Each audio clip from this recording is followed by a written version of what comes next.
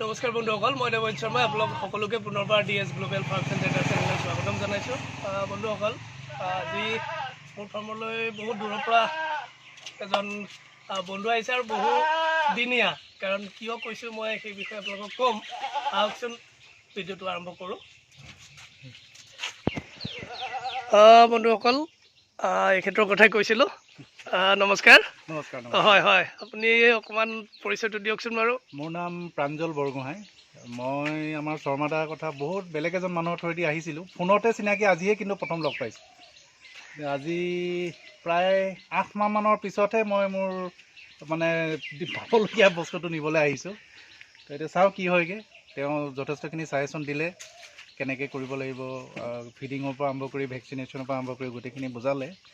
তো ট্ৰাই কৰি চাওঁ। হয় হয়, মই এইকাৰণে কৈছোঁ, তেখেতে পৰিচয়টো দিলে বাৰু। প্ৰাঞ্জল বৰগোহাঁই, তেখেতে আমাৰ মাৰ্ঘেৰিটাৰ পৰা আহিছে আৰু আজি বহুত দিন, প্ৰায় 10 মাহমানৰ পৰা তেখেত কণ্টেক্টত আছে আৰু তেখেতে বেলেগ জেগাত গম পাই মোৰ বিষয়ে, তেখেতে মোক যোগাযোগ কৰিছিল আৰু প্ৰায় ফোনত যোগাযোগ হৈ আছিল। আগতেও তেখেত মোৰ ঘৰলৈ আহিছে, ফাৰ্মলৈ আহিছে, কিন্তু মোৰ লগত মুখামুখিকৈ দেখা হোৱা নাছিলে আৰু আজি তেখেত ফাৰ্মলৈ আহিলে।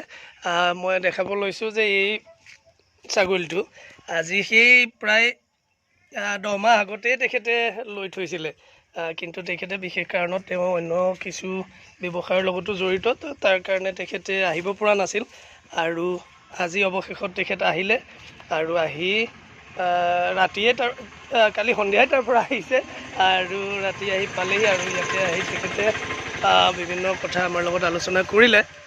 আৰু প্ৰাঞ্জল ডাঙৰীয়া, আপুনি ফাৰ্মখনো দেখিলে, অৱশ্যে চাবলগীয়া হৈ থকা নাই, ৰিন'ভেশ্যন চলি আছে, নতুনকৈ বনাই থকা হৈছে। কেনে দেখা পাইছে আপুনি? ফাৰ্মখন আপুনি ফুল্লি চাইণ্টিফিকেলিহে বনাই আছে। আমিও চাই পেলাই এনেকুৱা অনুভৱ হৈছে যে আমিও এনেকুৱা এখন ফাৰ্মেই এষ্টাব্লিছ কৰিলে ছাকচেছ হ'ব পাৰিম। আৰু ট্ৰেইনিঙত আপুনি মষ্ট প্ৰবেবলি যিখিনি বস্তু শিকায় সেইমতে আপুনি নিজেও আৰম্ভ কৰিছে, সেইটো দেখি বেছি ভাল লাগিছে। নিশ্চয় নিশ্চয়, এটা চেষ্টা কৰিছিলোঁ, চাওঁ কি হয়। আৰু তাৰপিছত আজি আপুনি এই ইমান দিন আগতে যিটো ছাগলীক চাই পেলাই কৈ ৰাখিছিল আৰু অৱশেষত আজি পাইছে। অৱশ্যে এইখিনি সময় একেবাৰে ৰাতিপুৱা সময় একো খাব পোৱা নাই, তেখেতটো অলপ ক্ষীণে হৈ আছে আৰু এনেও মোৰ তাত মই কৈছোঁ যে কাম চলি থকাৰ কাৰণে অলপ খোৱা বোৱাৰ অসুবিধা চলি আছে। তথাপিতো খুব ভাল ছাগলী আৰু খুব সুন্দৰভাৱে আৰু খুব এক্টিভ ছাগলীটো, আপুনিও দেখা পাইছে কেনেকৈ উৎপাত কৰি আছে আৰু তাৰ ৰিজাল্টটো মই দেখুৱাইছোঁ, কাৰণ সি অলৰেডি মোৰ লোকেল ছাগলী এজনী ব্ৰিডিং কৰিছিল। মোৰ পোৱালিটো দেখালে আপুনি। হয়, তাৰ ৰিজাল্টটো আহিছে।